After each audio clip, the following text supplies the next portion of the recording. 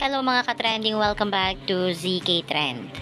Marami na nga ang na-LSS o Last Song Syndrome ang mga netizens sa panibagong labas na kanta ni Donnie na pinamagatang Biglaan.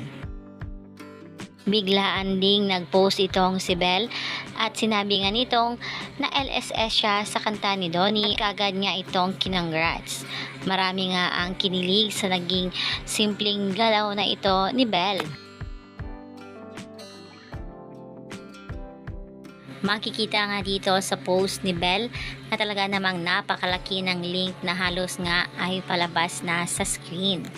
Ayon nga dito sa komento ng mga netizens sa Twitter, ano kayang feeling na ma-LSS sa kanta na For Me? Belle Mariano Cakes, alam mo ba yung feeling na yon? Pakwento naman, hanggat inggit lang naman ako sa'yo.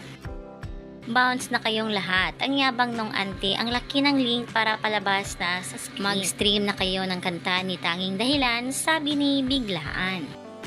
Ayon pa dito sa isang netizen, love has its own timing and may not always conform to our plans and expectations. Once it comes your way, go for it.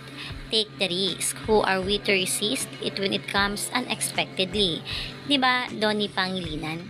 Kaya tara na, sabay talunin ang tadhana. Mga hindi inaasahang mangyayari, wala namang mawawala.